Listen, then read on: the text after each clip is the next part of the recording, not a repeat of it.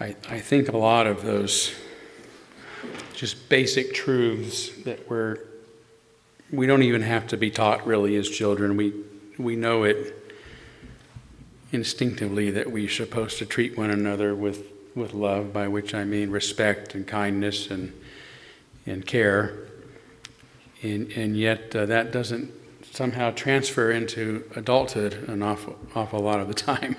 We look at the condition the world is in and the way people, as I said, go through ethical gymnastics to justify preventing people from having health care or from having peaceful communities or living as a neighbor without invading their country. I mean, these are all things we know instinctively. I don't want that to happen to me. Why should I do it to you? So thank you for that song. I do have another sermon.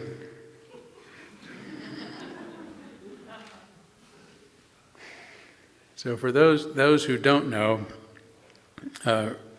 John Dietrich was really my most famous predecessor in this pulpit.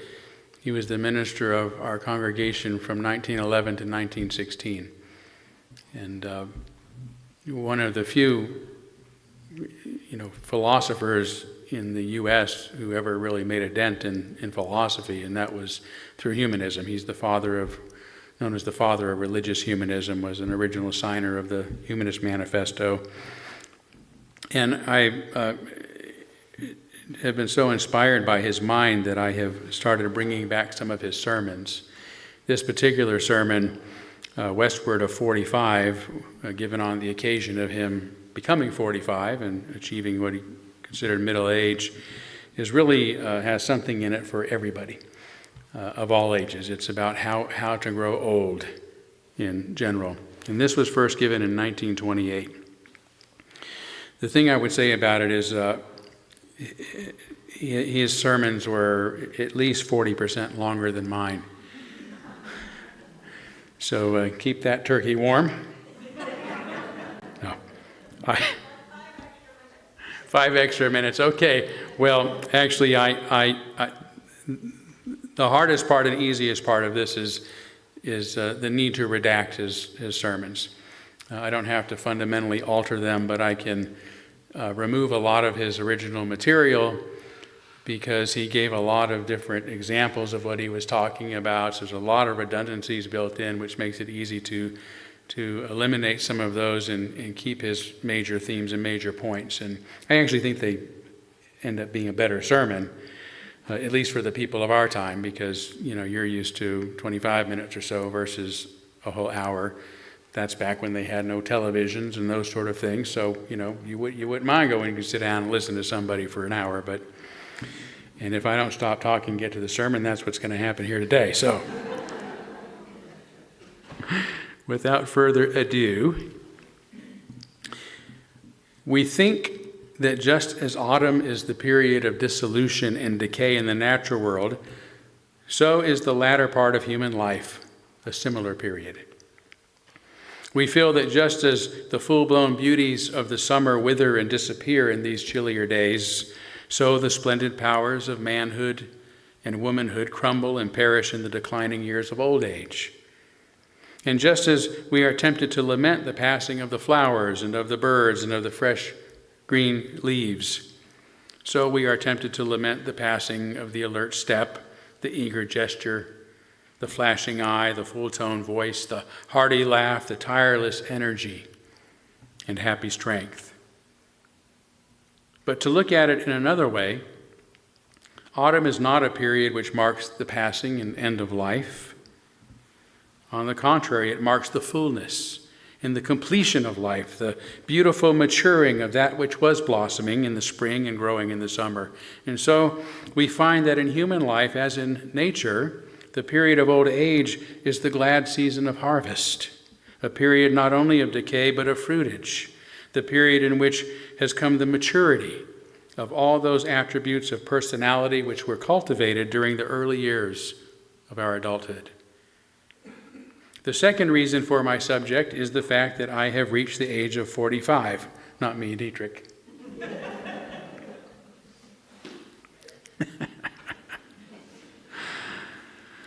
I saw that a long time ago. Which is generally considered the mid-channel of human life. For those who aren't aware, generally middle age is the period between 45 and 65. At least that's what we consider it. So I'm still middle-aged, barely.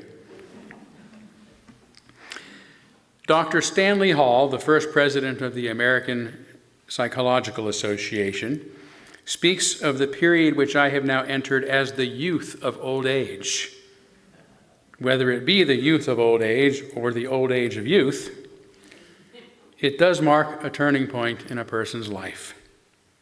If we think of life as a binomial curve rising at the baseline at birth and then sinking into it again at death, then middle age brings me to the highest point of the curve, the crest of the wave, and so there comes to everyone at this time the realization that the tide that drew us from out of the boundless deep begins to turn again home. But in youth, we have ideals of maturity. Why not do the same when we're mature for the next stage? Why should not 40 plan for 80 just as intently as 20 does for 40? And if the 40-year-old is in one's infancy, the 50s are one's childhood, the 60s one's youth, and at 70 and beyond one attains maturity. The region lying westward of middle age is one we shall all traverse if we live long enough. And our experiences there will be largely a reaping of what in the earlier period we have sown. That a successful sowing is not too easy is evident from the failures that are everywhere apparent, which explains the bad repute into which old age has fallen. The hardest thing about life for most people is its growing old, to see the bloom fading on the cheek, the sparkle out of the eye, the vigor out of the limb, the worst of all, the poetry out of the soul. As the October of the year, even when lighted with all the splendors of ripened fruit and reddened leaf, has a sadness about it that is never felt in the stormiest days of spring, so the October of life, even when surrounded with all the accumulations of maturity and success, has a shadow hanging over it, such as never comes to the youth's dreariest march. There is no better evidence of the attitude of people toward old age than the age-long endeavor to find some means of preventing it, beginning with the early explorers' hope of discovering the fountain of youth whose waters were to wash away all the stains of wrinkle and age, down through the chemist's long search for the elixir of life which would restore men to their vanished prime, to the drinking of buttermilk to kill the germs which caused the degeneracy, or the transference of monkey or goat glands to bring back an old man's boyhood freshness and vigor.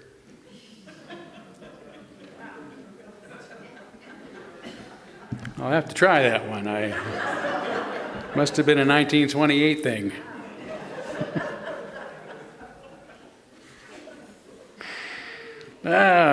They've been holding out on us. But in spite of all this quest, old age remains a fact that every man and woman must face. So the real problem is not how to avoid old age, but how to make the most of it. There is no doubt that in one sense, old age is a decline, a disease which no medicine can cure.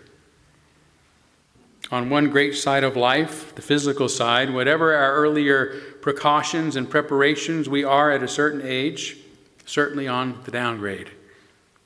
We have ceased to be athletes. We take up less exerting sports for our exercise.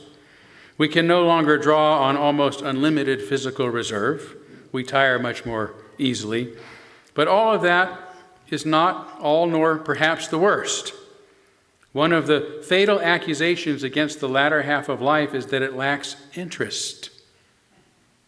A person by that time may have gained fortune only to discover that the pleasures they hope to purchase with it have ceased to be pleasures, as a deadly monotony sets in toward the end of life.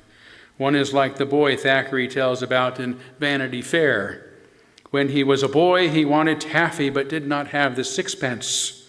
When he grew older, he had the sixpence but did not want the taffy. The fact is that the wonder of life has by this time frequently disappeared. And it is the sense of wonder that makes life really worthwhile. As the English polymath John Ruskin said, "I'd rather live in a cottage and wonder at everything than live in Warwick Castle and wonder at nothing." Even worse than this, some physiologists and psychologists maintain that there is a decay of moral enthusiasm in life's after period, which renders the average middle-aged person less ethically valuable. History is full of stories of youth of high moral promise dashed by their latter years. Had Henry VIII died young, he would have appeared in our annals as a hero instead of a monster. Nero, when the pupil of Seneca, had excellent aspirations. In reading Plutarch's Life of Alexander, one is struck with his deterioration of character, from the early warmth and generosity to the latter caprice and cruelty. The inner deterioration experienced by some in the latter years was expressed in somewhat startling fashion to me some years ago by a noted minister.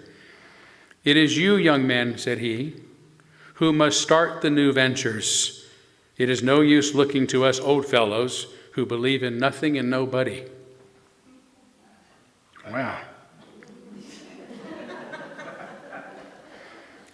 All of this is evidence of something seriously wrong somewhere. To declare half of our life to be necessarily a failure is to bring an indictment against life altogether. Either the order of the universe which ordains old age is faulty, or the failure lies in the interpretation and obedience to that order. We have been told year after year that of course this life is hard and sorrowful, but that matters little because it lasts but a few years, while there awaits us beyond the river of death an eternity of ease and happiness. To put the now and here of earth in such complete opposition to the then and there of heaven is to endeavor to extract from time and place what they were never intended to yield. If the worthwhile life cannot be lived here and now, it can be lived nowhere and no when. All of which brings me back to my opening suggestion, in which the view of life as a probation is taken in the sense that the after part reaps what the earlier part has sown, and fails to reap what the earlier part has failed to sow. The failure, where failure there is, lies not in the game, but in the fact that we do not know how to play the game. Properly understood and followed, the human career, if we interpret it rightly to its very end, should be full of freshness and benediction. The whole business resolves itself into a question whether life's after part is to be considered by us as a decline or as a growth. Shall we think of life as a hill, one side of which we climb during the first half, while we descend the other side in the latter half? Or shall we consider it a hill which we continue to ascend until the very end? Decay is always going on somewhere in every part of our human career. The fetus life and some of its aspects perishes when the child is born. Infancy and adolescence have each their growth, culmination, and ending as the child pushes on towards adulthood. But these losses do not make mankind of less worth. And so while certain phases of mature adulthood may perish as we reach old age, these do not render old age less worthwhile. For old age has its blessing, as well as youth or mature adulthood, and blessings I'm inclined to think as worthwhile as those in the earlier periods of life. With all the attractions of youth, there is no one, very few at least, who would wish to go back to all that it was. And with all the drawbacks of age, no one, or very few at least, would wish to give up everything that age has brought to them. And this, I presume, is what all of us do really wish when we speak about desiring again to be young, the blessings of youth along with those of maturity and age. The beauty, health, vigor of body and freshness of feeling which belong to life's prime, accompanied with the balance of character, the breadth of experience, the treasures of love and knowledge that have been gathered up in its latter years. We want life to be like an apple tree that bears on its branches at the same time fragrant flowers and luscious fruit. All the vigor and bloom of youth without its ignorance and inexperience, and all the wisdom and worth of age without its wrinkles and weariness. So old age has its blessings as well as youth. Only these blessings are more mental and spiritual than they are physical. And once we gain this attitude toward it, everything assumes a new aspect. It is well to persuade ourselves, and the sooner in life the better, that there is no possible way of making our after-middle life a success except by considering ourselves in this world mainly and ultimately for mental and spiritual growth. That the one thing worthwhile in this life is the development of a soul. And this will indeed save that after period from monotony. Every time we add to our mental equipment or experience of life, old things take on a new shape. Everything becomes imbued with new meaning. I can remember as a freshman in college, I read Emerson's essays and wondered why people thought them worth anything. 10 years later, after having gained some experience in a larger mental outlook, I read them again and thought they were quite good. But at age 45, having experienced some of the things Emerson experienced and gained some of the mental outlook he had, I find them a treasure of knowledge and inspiration. And so as our inner nature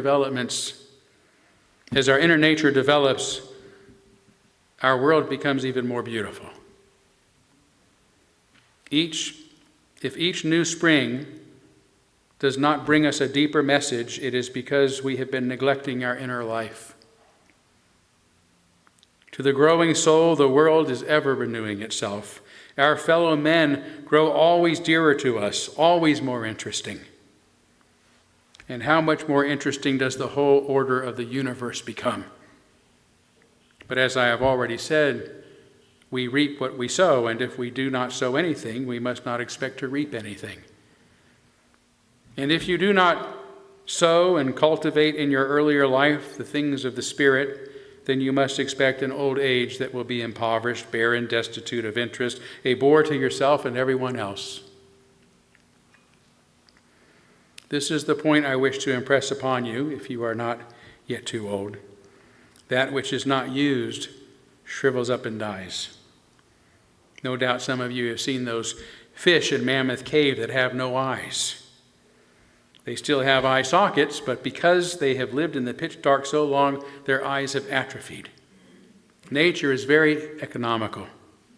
It never takes the trouble to feed an organ or faculty that is not used. And if it does not entirely disappear, it becomes rudiment, a vestige of what it was. This is just as true in the mental realm as in the physical.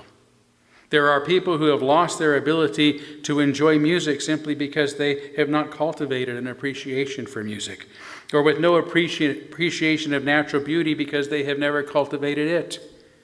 Or people who are unable to find any joy in reading a book simply because they have not developed any literary taste. And so if I were asked for a recipe on how to grow old on the basis of this principle, that our earlier life is a preparation for the latter life, I should say first, that one should accumulate and save enough money to keep comfortable during old age and no more. I cannot conceive of old age being a blessing in poverty, nor can I conceive of it being a blessing if one is burdened with wealth. In the second place, one should above all things preserve one's health so that old age would not be burdened by physical disability and distress.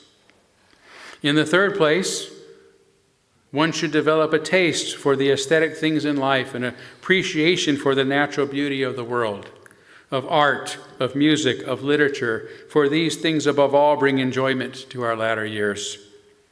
Fourthly, one should train one's mind to become a keen instrument in the impression and expression, for it is through one's mind that we establish contact between ourselves and the world. Education in this sense makes a person's life so full and rich, and especially in our latter days, that we might consider the extent of our education to be the greatest measure of our wealth. Lastly, nothing can make old age more worthwhile than the consciousness that others think well of us and are glad to welcome us into their hearts and homes.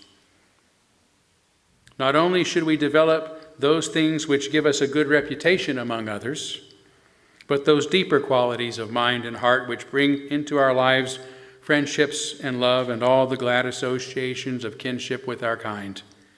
The person who during the earlier period of life follows this recipe can look forward to a latter life of joy. Lastly, a personal word, if you will pardon it at the close. If it were not for the almanac, I would not know whether I am 45 or 25. I feel exactly the same today as I did then. I do not mean that my body would stand the strain it was given in those days, but I mean that it performs what is required of it today just as well as what was required of it then. I probably do not react to extreme exertion quite as well as I did 10 years ago. And when I lose sleep, I seem to miss it more than I did in the earlier days. And when I look in the mirror, I find some gray hairs. Just a few. But aside from these few signs, I have never been in better physical condition than I am at present. But you ask, what about the mind? Isn't that where middle age shows itself?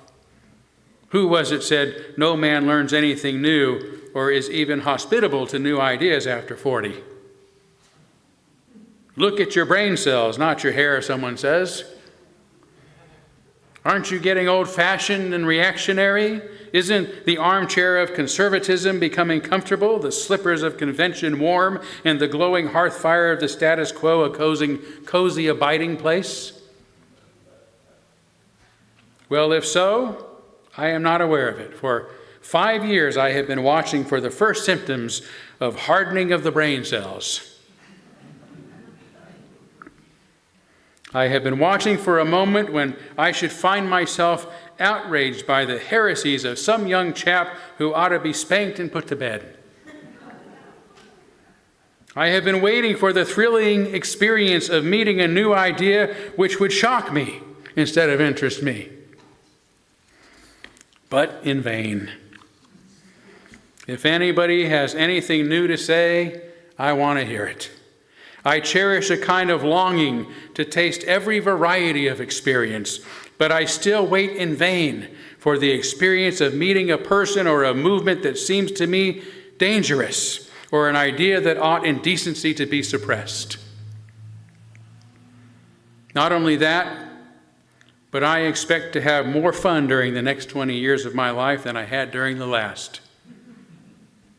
I feel that I am now just reaching my full powers, mentally and physically capable of more work and better work, more play and better play, and with so many years of play and work ahead of me that I never so much as think about my age. Every Monday morning I'm eager to get right to my next address and make it a better piece of work than I have ever done. Life is not a hill, one half spent in ascent and the other half in descent. I have no feeling of starting downhill or having reached the top of any hill. If you want to call my life a hill, then you must confine it to just the one side, because I see the road rising just as steadily and pleasantly ahead of me now as when I was 20. And the top of it is so far from where I am now, and so much higher, that I cannot see it. It is a long, winding road, good all the way, and I am looking forward to finding the freshest, brightest flowers and the sweetest, solidest fruit beyond the middle post. So I am going to keep on climbing, trying to be normal at every stage of the journey, and I'm not going to deceive myself 25 years from now by calling myself 70 years young. I'm going to be 70 years old. I have no desire to be a childish, immature old man,